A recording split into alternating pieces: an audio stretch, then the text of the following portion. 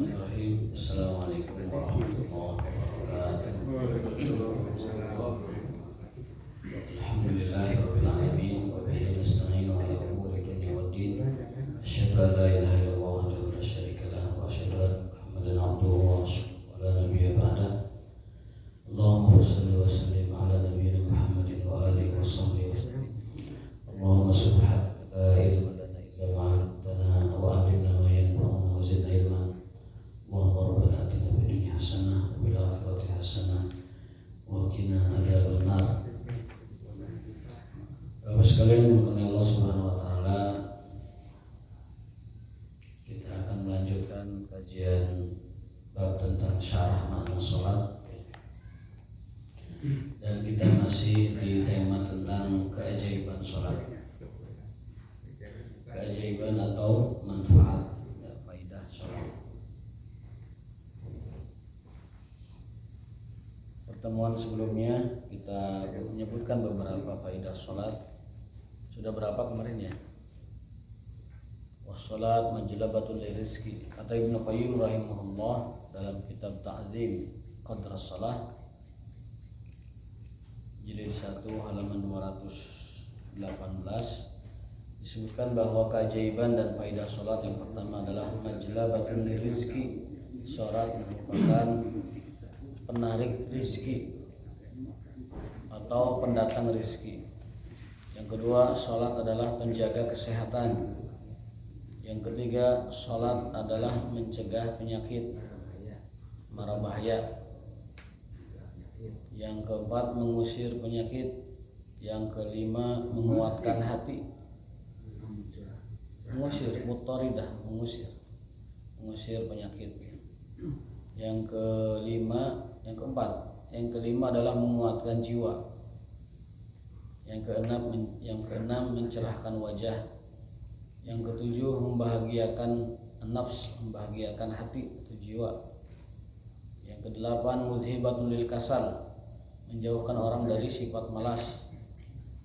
Yang kedelapan munasyitatun lil jawarih, membuat kita lebih giat dalam bekerja. Yang kesembilan mumiddatun lil quwa, menambah vitalitas. Yang ke-10 syarihatun lis sadr, melapangkan dada. Yang ke-10 melapangkan dada. Yang ke-11 mughadziyatun liruh, nutrisi bagi ruh. Yang ke-11 salat itu adalah nutrisi bagi ruh. Kalau ruh kita kosong, ruh kita sedang lelah, itu salat adalah nutrisi. Usia kita mungkin 70 tahun, tapi ruh kita lebih lama dari fisik kita. Usia kita mungkin 80 tahun, tapi ruh kita lebih muda dari fisik kita. Maka kadang badan capek, tapi ruh masih kuat. Tapi terkadang ruh yang capek, badan masih kuat. Sebaliknya. Maka sholat adalah nutrisi bagi ruh. Suka ada orang bilang, yang nukolot teh awakna, tapi semangatnya anak muda. Nah, itu bahasa agama nama, badannya sudah tua tapi ruhnya masih segar. Apa itu obatnya? Nutrisinya adalah sholat. Yang ke-12 munawwiratun lil qalbi, menerangi atau mencahayai hati. Yang ke-12 hafizatun lin nikmah, keajaiban dan faidah sholat yang ke-12 adalah hafizatun lin nikmah, menjaga dan melestarikan nikmat yang ada pada kita. Yang ke-13 dafi'atun lin naqmah, menghindarkan atau menolak an-nikmah. An-nikmah itu lawan dari nikmah. Apa dong? Nikmah itu kan anugerah, nikmah itu kebalikannya.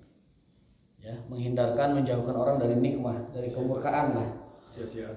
Kesia-siaan, kemurkaan atau sesuatu yang tidak disukai. Jalibatun lil barokah, salat itu adalah jalibah, pendatang al barokah, keberkahan. Ke-14 mub'idatun minasyaitan, menjauhkan kita dari syaitan. Yang ke-16 muqarribatun minar rahman, mendekatkan kita kepada ar-rahman Allah Subhanahu wa taala. Wabil jumlah, secara keseluruhan dari yang 16 tadi faidah dan keajaiban salat, adalah laha ta'thirun ajibun fi hifdzi sihatil badan wal qalb wa quwahuma. Salat berpengaruh sangat ajaib kepada penjagaan sehat badan kita dan jiwa kita, atau dalam istilah kerennya menjaga kesehatan jiwa dan raga. Itu faedah salat. Wa quwahuma, dan vitalitasnya. Wa dafa'al mawad ar-radi'ah anha, menjauhkan dari mawad. Mawad itu adalah materi-materi atau unsur-unsur yang rendah dalam diri kita. Unsur-unsur rendah itu adalah akhlakul sayyi'ah, su'ul akhlak. Itu dijauhkan oleh salat. Dalilnya ada inna sholata tanha 'anil fahsya'i wal munkar. Orang salat tidak mungkin berlaku keji. Orang salat tidak mungkin berlaku keji dan kemungkaran yang terang-terangan. Maksiat-maksiat kecil masih mungkin, tapi kalau maksiat yang mungkar dan fahsya itu salat menjaganya dari melakukan itu. Yang ke-17, wa mabtuliya rajul, udah disimpulkan tapi ditambahkan lagi. Wa mabtuliya rajulani bi ahatin aw da'in aw mihnatin aw baliyatin illa kana hadzul musalli minha aqal. Orang yang biasa sholat, rajin sholat, kalau dia tertimpa aha itu pikiran kurang, pikiran yang kurang, otaknya kurang seon, tapi istilahnya itu ya. Ada kacau pikiran lah gitu ya, ataupun apa bahasa kita? Bukan. Semacam keterbelakangan gitu. Idiot atau keterbelakangan. Bagi orang yang sholat, jika dia itu diuji dengan keterbelakangan dalam daya pikir atau penyakit atau ujian atau bala, maka yang rajin sholat mah akan lebih minimal, akan lebih sedikit dibanding yang tidak sholat. Kalau orang diuji misalkan dari sejak lahir atau di tengah masa anak-anaknya atau di tengah dewasa atau remajanya dengan yang ini seperti keterbelakangan, kemudian ujian ataupun bala ataupun penyakit, maka kalau dia menjaga sholat aqallu ay qalil, maka yang dia alami itu akan lebih sedikit dan minimal, terbantu dengan sholatnya.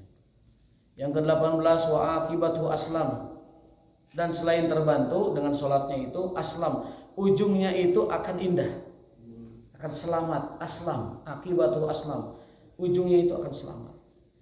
Baik selamat dengan Allah menyegerakan urusannya di dunia dengan cara yang smooth, yang lembut, ataupun bahkan menyembuhkannya.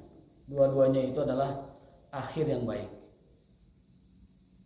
Walis sholati ta'sirun ajib fi daf'i syururi dunya. Yang ke-19, sholat berdampak, berpengaruh sangat ajaib kepada syururi dunya, kejahatan, keburukan dunia. Itu berapa tuh? 19 ya. 17 tadi. Nah, terkaitan lah pokoknya. 19. Wala siyama idza u'tiyat haqqaha min at-takmili zahiran wa batinan. Salat akan memberikan pelakunya atau yang melaksanakannya takmil, kesempurnaan zahir dan batin. Famastudfi'at sururud dunya wal akhirah walastu'jilat masalihuha bimisli shalah. Tidak ada ibadah yang dapat melancarkan maslahat dunia dan akhirat dan menjauhkan madarat dunia dan madarat akhirat illa shalah, melebihi salat. Jadi kalau kita ingin dijauhkan dari madarat dunia dan madarat akhirat, salat. Kalau kita ingin diberi maslahat dunia dan kebaikan akhirat, salat kuncinya yang paling utama. Bimisli shalah artinya melebihi salat. Jadi tidak ada yang dapat mendatangkan manfaat dan madarat lebih besar di dunia maupun di akhirat melebihi salat. Wasiru dzalika anna sholata silatun billah azza wajalla. Rahasia itu semua adalah karena salat merupakan hubungan langsung seorang hamba dengan Tuhannya, Allah SWT. Wa ala qadri silatil abdi bi rabbih tuftah alaihi minal khairat. Sejauh mana hubungan erat itu Allah dengan hamba tersebut, maka sebanyak itu pula dibukakan baginya kebaikan-kebaikan. Jadi salat itu merupakan silah.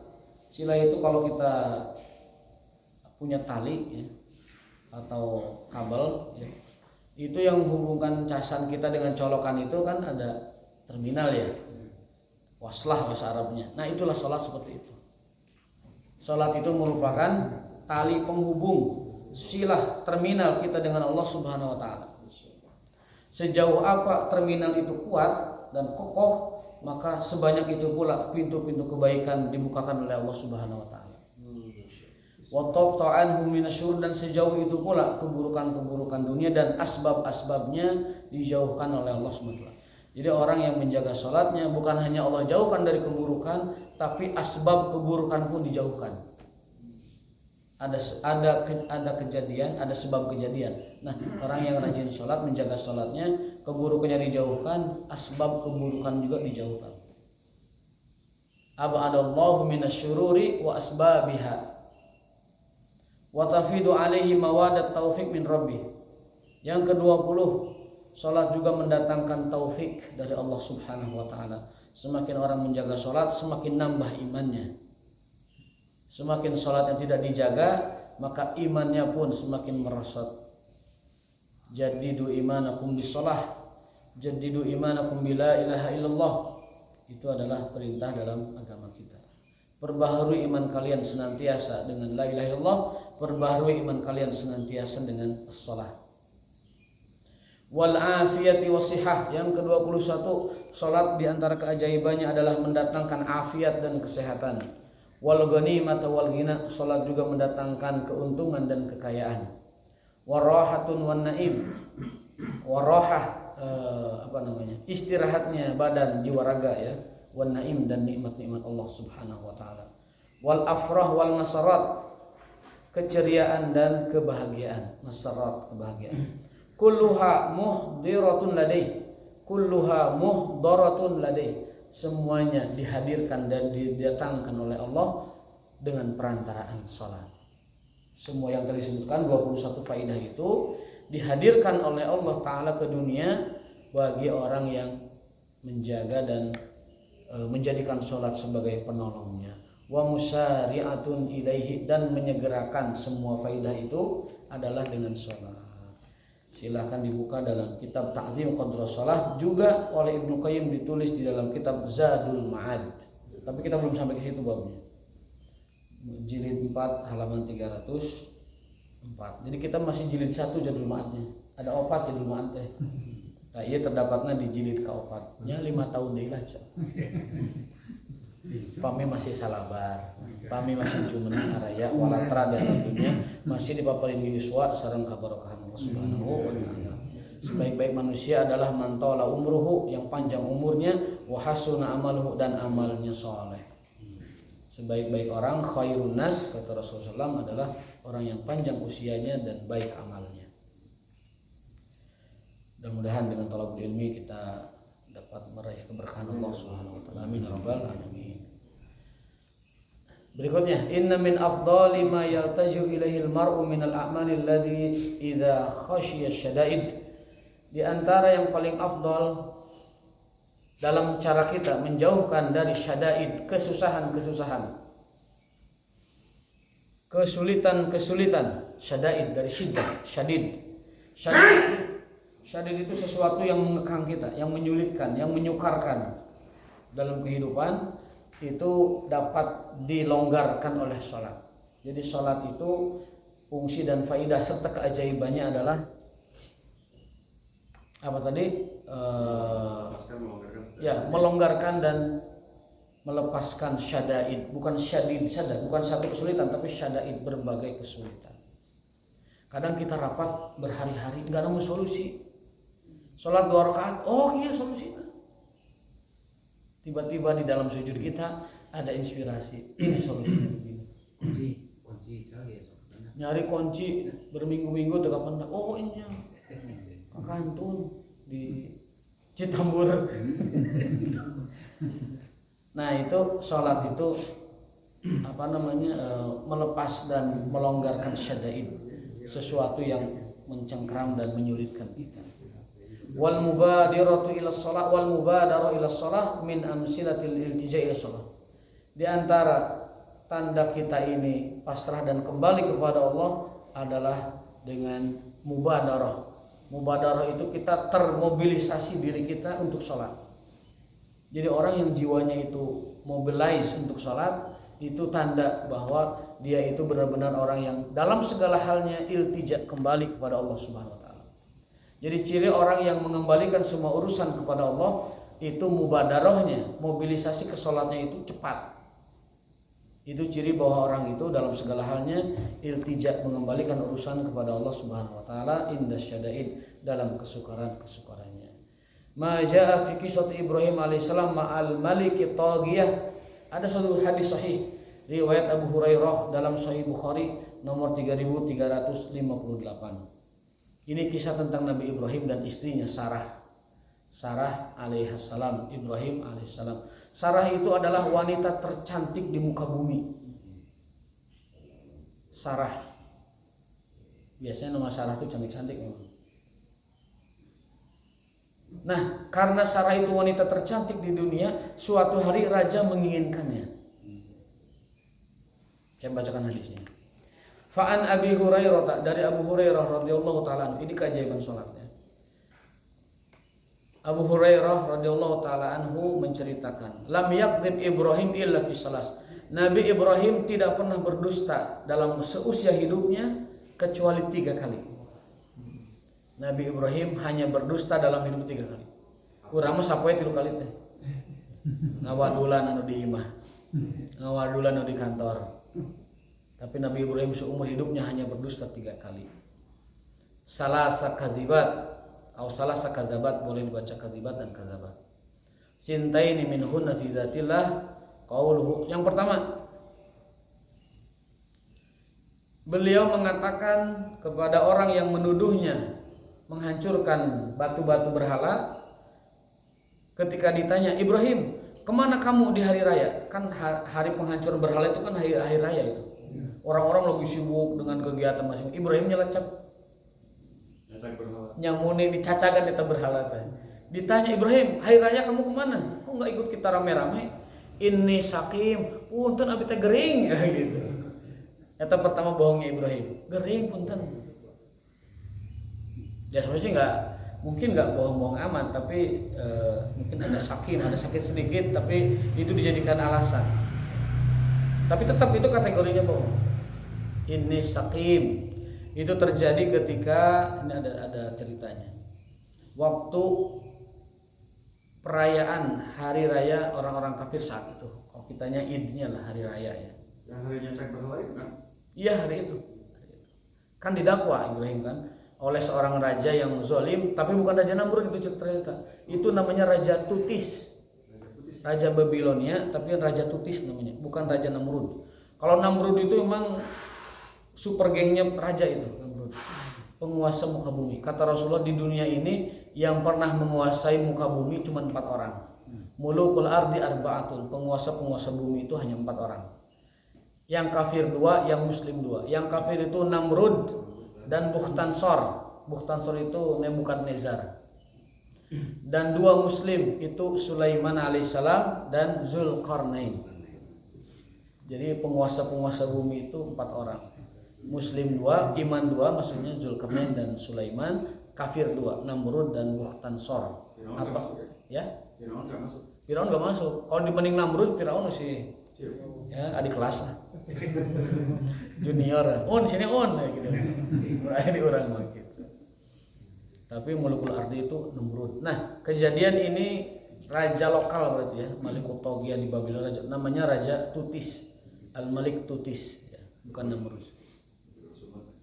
Wa qawluhu bal fa'alahu kabiruhum hadha. Wa qala bainana huwa dhata yawmin wa sarah id ata ala jabari minal jababirah faqila lahu innaha huna rajulan ma'ahu imra'atun min ahsanin nas. Bohong kedua, Ibrahim mengatakan bal fa'alahu kabirhum hadza, anu nyacagan eta berhala eta nu panggedena tanyakeun we ka dinya. Eta bohong kedua. Bohong anu katilu ini yang akan kita ceritakan. Ibrahim kan datang ke tempat itu dengan istrinya. Istrinya itu wanita paling cantik di zaman itu. Dan bahkan disebutkan bahwa wanita tercantik ala wajhil ardi itu Sarah.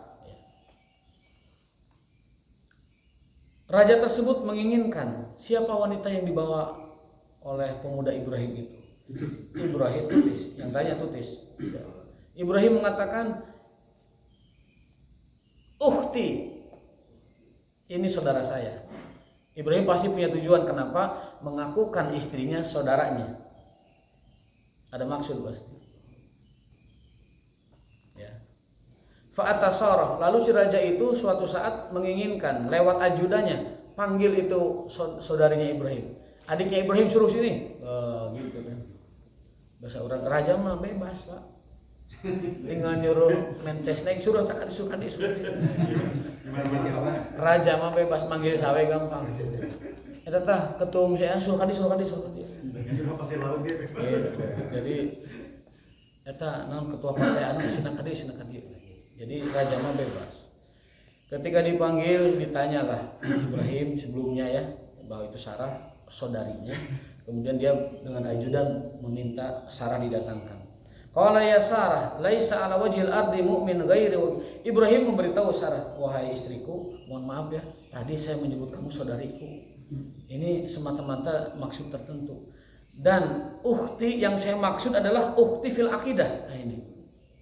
Karena di muka bumi yang namanya mukmin itu bersaudara. Aku dan kamu mukmin. Maka aku dan kamu bersaudara. Nah itu maksud Ibrahim bersaudara itu gitu. Jadi ukhti dalam arti saudara yang lebih luas. Saudara seiman, yang mana sebenarnya beliau lebih khusus lagi saudara seiman dan juga suami istri. Tapi Ibrahim ya dalam perjalanan dari Mesir ke Sam. Dalam perjalanan ya. Entah dari Mesir ke Sam, dari Babilonia ke Mesir ya. Karena Raja Tutis ini termasuk raja-raja apa namanya Babilonia kalau tidak salah. Nanti kita cek lagi ini di Mesir atau di Babylon. Wa inna hadza sa'alani. Jadi raja menginginkanku. Fa akhbartuhu annaki ukhti. Raja Nabi Ibrahim tahu raja itu tertarik padamu. Makanya aku sebutkan kamu itu adik saya. Itu ada maksud.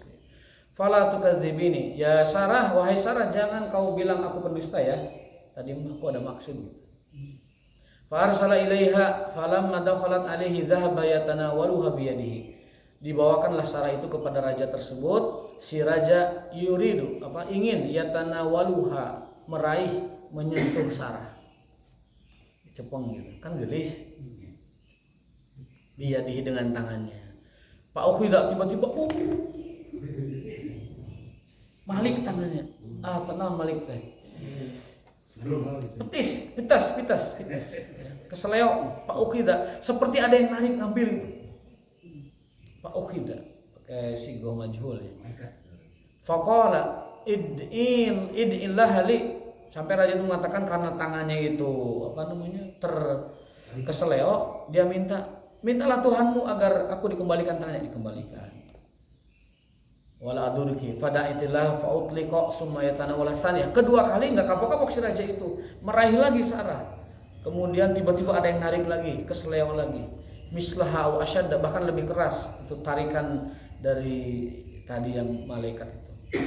Faqala id'illah li, wahai Sarah, mintalah kepada Allah agar aku dibebaskan dari keseleo ini. Didoain lagi, sembuh lagi. Fada ba'da hajabatihi, lalu dia mengundang atau memanggil hajabah. Hajabah itu pelayan-pelayannya. Pelayan-pelayan di kerajaan, hajabah namanya. Faqala innakum lam ta'tuni bi insan. Si Raja Tutis mengatakan, sungguh kalian telah membawakanku bukan manusia. Itu mah adalah innama ataitumuni bi syaitan. Sarah mah bukan manusia, itu setan itu. Itu jin, karena si raja tidak berhasil untuk meraihnya. Sampai dia mengatakan karena dia orang bukan beriman, tidak nyebut malaikat. Innakum ataitumuni bi syaitan. Kalian telah membawakanku seorang setan, bukan manusia. Fa akhdamaha Hajar. Lalu karena Tutis itu berterima kasih kepada Sarah yang menyembuhkan dia supaya tidak keseleo terus, dihadiahkanlah Hajar. Siti Hajar. Maka Hajar itu adalah hadiah dari Raja Tutis kepada kepada Sarah awalnya. Oleh Sarah dipasihkeun ka carogena Ibrahim. Tah istri solehah mah model kitu. Jadi masih hanu kadua teh anjeunna nu ieu nu ngusahakeun. Insyaallah eta mah damai suramai kitu. Pami urang ta'adud atau poligami, tapi istri yang bawain, insya Allah dunia akhirat sentosa itu. Tapi kalau orang milarinya lira, wah alamat. Ting godombrang di dapur teh.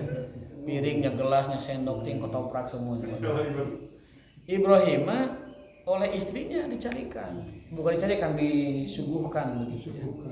Pak akhdamah Hajar, raja tersebut akhdamah memberikan hadiah Hajar dengan seorang sahaya sekala itu sebelum dibebaskan, namanya Hajar. Fatat huwa qa'imun yusalli fa'uma biyadihi mahya qalat raddallahu kaidal kafir. Sarah mengatakan bahwa Allah telah menyelamatkan kamu dari kaidal kafir, makar orang kafir, yaitu si raja itu, awil fajir atau si raja durhaka itu. Fi nahrihi wa akhdama Hajar, dan memberikannya kamu seorang Hajar. Hadis Bukhari 2217, hadis sahih. Wajah fi sahih aidan, ada penjelasan lain di dalam masih sahih Bukhari, hadis lain. Ini nomornya berbeda. Faqalat Allahumma in kuntu amantu bika wa bi rasulika wa ahsantu farji illa ala zauji fala tusallit alayyal kafir. Ternyata Sarah itu rahasianya apa? Ketika Sarah disuruh oleh raja menghadap dengan ajudannya itu, diantar oleh ajudan raja. Ya, lamma dakhala 'alaiha al-maliku fa arsala biha ilaihi faqama ilaihi faqamat tawadda wa tusalli. Sarah itu sebelum dipanggil raja zalim itu wudu dan salat dulu. Ini poin kita. Wudu dan salat dulu. Kan ditanya Sarah itu, apa rahasianya kamu bisa diselamatkan dari makar si raja zalim? Cunihin lagi itu. Si raja itu ya, nakal. Ada ya orang zalim tapi nakal ya. Kan kalau zalim banget mah karungan kan gitu kan. Tapi ini mah enggak. Jadi raja tapi masih menghargai nilai kelelakiannya gitu. Sarah tuh dirayu, diajak, disentuh gitu, di tempat dipegang. Jadi masih ada nilai kehormatan dia sebagai laki-lakinya gitu. Kalau Sarahnya nggak mau ya udah, tidak maksa gitu. Jika itu Ibrahim belum punya anak. Ibrahim belum punya anak. Fi nahri wa akhadha haja wajah bi syai'an lam dakhala alaihi malik faqama ilaiha faqamat tawaddu wa tusalli. Sarah wudu dulu, berarti wudu ini syariat yang abadi. Wudu ini sudah ada dari sejak zaman Rasul terdahulu. Salat ini syariat yang langgeng abadi dari zaman-zaman terdahulu. Cuman beda tata cara tiap syariat. Nah, nabi-nabi dan rasul. Faqalat Allahumma in kuntu amantu bika wa bi rasul. Lalu Sarah berdoa setelah salat, ya Allah, jika aku beriman kepadamu dan kepada rasulmu, maksudnya Ibrahim, dan aku jaga kehormatanku kecuali untuk suamiku, fala tusallit alayyal kafir, maka janganlah engkau kuasakan seorang kafir siapapun kepadaku. Itu doanya Sarah setelah sholat. Ya Allah, jika aku beriman kepadamu dan kepada rasulmu, dan aku jaga kehormatan kecuali untuk suamiku, maka jangan kau kuasakan seorang kafir siapapun atas diriku. Itu doanya. Makanya doanya mati, karena doanya diawali dengan sholat terlebih dahulu. Itu kisah Ibrahim. Jadi Ibrahim, poinnya adalah Ibrahim hanya berdusta 3 kali dalam seumur hidupnya. Yang pertama ngaku sakit, yang kedua menuduh berhala paling besar, menyacagan berhala nungaletik, anu katilu mengatakan bahwa Sarah itu saudaranya. Berikutnya kisah satu lagi, wa amin amsilatil isti'anah. Di antara cerita tentang meminta tolong kepada Allah dengan salat atau menjadikan salat sebagai penolong, sebagai perintah Allah, wasta'inu bisabri wassalah, adalah kisah majaa an Zakaria alaihi assalam. Kisah tentang Nabi Zakaria alaihissalam. Annahu lama arada an yatluba hajatahu, bahwa ketika beliau memohon berdoa kepada Allah hajatahu, hajatnya yaitu apa? Meminta keturunan. Jadi Zakaria itu meminta keturunan sampai 100 tahun itu doanya. Min rabbihi fi amrin la yaqdiru alaihi, pada urusan yang beliau tidak sanggup mendatangkannya kecuali dengan izin Ar-Rahman Ar-Rahim Allah Subhanahu wa taala. Qadama baina yaday hajati annahu laja ila rabbih. Akhirnya beliau alaihi salatu wasalam laja kembali atau pasrah tunduk kepada Allah Subhanahu wa taala, pasrah begitu dengan taqarrub, dengan mendekatkan diri kepada Allah taala di dalam salat beliau. Ini lagi-lagi faedah salat. faja'athul busyra bistijabati du'aihi, maka Allah berikan ijabah kepada doanya. Wa huwa lam yabrah min makanihi da'iyan rabbahu mutadarrian ilaihi, faqala ta'ala a'udzu billahi minasyaitonir rajim hunalika da'a Zakaria rabbah qala rabbi habli min ladunka dzurriyyatan thayyibah innaka sami'ud du'a fanadatul malaikatu wa huwa qa'imun yusalli fil mihrab anna Allah yubashshiruka bi Yahya musaddiqan bi kalimatin minallah wa sayyidan wa hasura wa nabiyyan minas shalihin. Ketika Nabi Zakaria alaihissalam berdoa kepada Allah di mihrabnya, salat menghadap Allah Subhanahu wa taala, berdoa, Rabbi habli min ladunka dzurriyyatan thayyibah, ya Allah berikan aku keturunan yang baik karena Engkau Maha mendengarkan doa. Maka malaikat menjawab dan memanggilnya saat dia sedang salat, wa huwa qaimun yusalli fil mihrab. Jadi malaikat menyampaikan wahyu Allah ketika beliau salat. Apa yang disampaikan? Annallaha yubashshiruka, Allah memberikan kamu kabar gembira dengan akan dilahirkannya seorang Yahya bin Zakaria.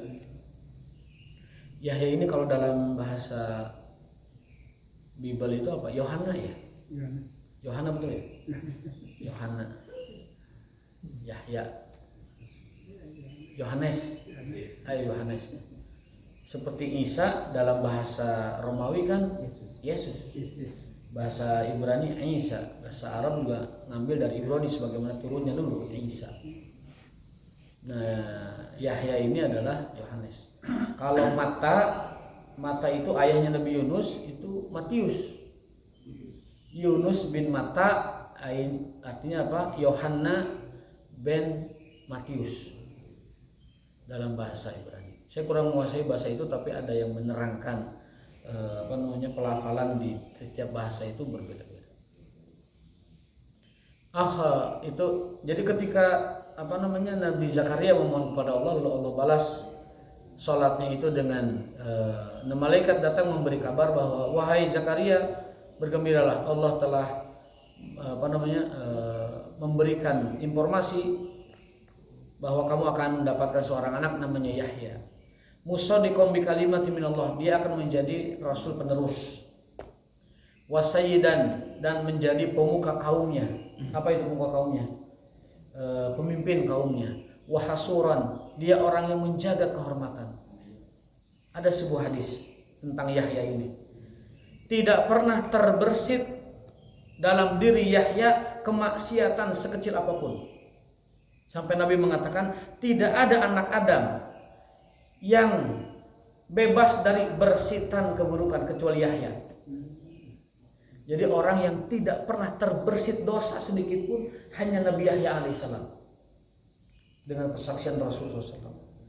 Rasulullah dulu pernah ketika di Mekah sebelum jadi Rasul, ada suara hajatan jauh, hajatan nanggep plekton, orkes lah, bang tupak tumbang tuh. Rasul tiba-tiba terbersit.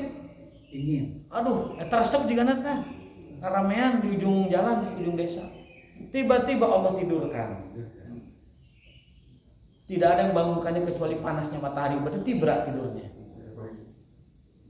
Lam yukidu, tidak ada yang bangunkannya kecuali harus samsi, panasnya matahari baru bangun. Acara selesai.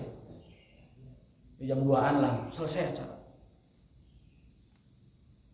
Nah, Nabi SAW bersabda, tidak ada anak Adam yang bersih dari lintasan, bersitan kemaksiatan kecuali Yahya bin Zakaria alaihissalam.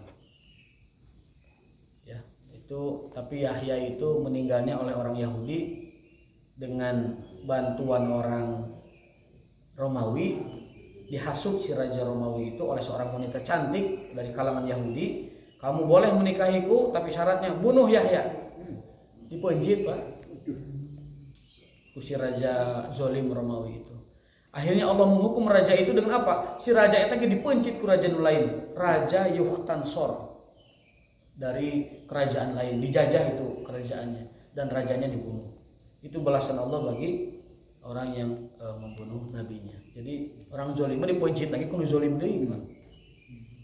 Allahumma asghiliz zalimin biz zalimin wa aziliz zalimin biz, ya Allah musnahkan orang zolim dengan tangan orang zolim supaya umat Islam tenaganya tercapai. Jadi nanti yang akan mencit dan menghancurkan orang zolim biasanya Allah menetapkan hukum itu dengan orang zalim lain. Maka itulah raja pembunuh Yahya. Selain Yahya itu seorang nabi, juga seorang sayyid di kaumnya, pemimpin, seorang hasuran, menjaga kehormatan, tidak pernah terbersih kemaksiatan, wa nabiyan, juga seorang nabi, tadi rasul, kemudian pemimpin, kemudian orang jaga kehormatan, orang suci ya, dan seorang nabi minas sholihin, bahkan dia adalah orang termasuk orang-orang soleh. Surat Ali Imran ayat 37, 38 sampai 39. Kalau mau mengkaji sejarah atau sirah Nabi Zakaria dan Nabi Yahya, silahkan buka di kitab Qasasul Anbiya. Ada kitab karya Imam Suyuti, judulnya Qasasul Anbiya, kisah-kisah para nabi berdasarkan riwayat. Karena beredar di buku-buku 5.000-an mah itu banyak yang tidak bisa dipertanggungjawabkan. Ya, 5.000-an, 10.000 di jalan-jalan, di emperan-emperan, kadang harganya murah dan cetakannya kurang bagus, kadang itu ya buku semacam novel saja gitu. Tapi kalau yang Qasasul Anbiya karya Imam Suyuti, silakan dicari, sudah diterjemahkan, itu bagus ya, untuk sejarah para nabi. Kalau untuk orang-orang besarnya ada namanya Tarikhul Khulafa, sejarah para pemimpin dalam Islam, sama karya Imam Suyuti radhiyallahu rahimahullah taala. Mangga mumpung nuju diskon Shopee-na. Bebas ongkir. Shopee-na mumpung bebas ongkir enggak di dalam. Ulama zaman dulu. Zaman dulu. Sana Suyuti anu orang Cigodewa sana pinten. Abad pertengahan. Abad pertengahan Imam Suyuti ulama besar ya. Imam As-Suyuti. Akhraja Ibnu Abi Hatim fi tafsirihi bi isnadihi ila Ja'far bin Sulaiman qala sami'tu Sabitan yaqul. Ini ada asar dari Ja'far bin Sulaiman. As-salatu khadamatullah fil ard. Salat itu adalah ajudan-ajudan, pelayan-pelayan Allah di atas muka bumi. As-salatu khadamatullah. As-salatu khadimullah. Salat itu adalah pelayan-pelayan, pembantu-pembantu dan ajudan-ajudan Allah di muka bumi. Jadi orang yang salatnya bagus, baik, benar dan banyak, itu berarti dia dengan ajudan Allah itu dekat gitu. Salat itu adalah ajudan Allah. Salat itu adalah khadim, pelayan. Bukan Allah butuh bantuan mereka, bukan, tapi Allah menjadikan salat maksudnya sebagai pelayan-pelayan Allah di muka bumi, sebagai ajudan-ajudan Allah di muka bumi. Walau alimallahu syai'an afdhala minas shalah ma qala fanadatul malaikatu wa huwa qa'imun yusalli. Allah menetapkan salat sebagai ibadah terbaiknya setelah tauhid dan menjadikan salat sebagai ajudan-ajudannya. Semakin dekat orang dengan ajudan Allah yaitu salat, semakin dekat orang itu dengan rajanya Allah Subhanahu wa taala. Intaha, tamat bab tentang al-isti'anah bis salat. Bab tentang meminta pertolongan atau menjadikan salat sebagai penolong tamat di pertemuan ini. Alhamdulillah wallahu a'lam bissawab. Wa ma muradihi wa ma taufiquna illa billah wallahu waliyut taufiq. Subhanakallahumma wa bihamdika asyhadu an la ilaha illa anta astaghfiruka wa atubu ilaik. Wassalamu alaikum warahmatullahi wabarakatuh.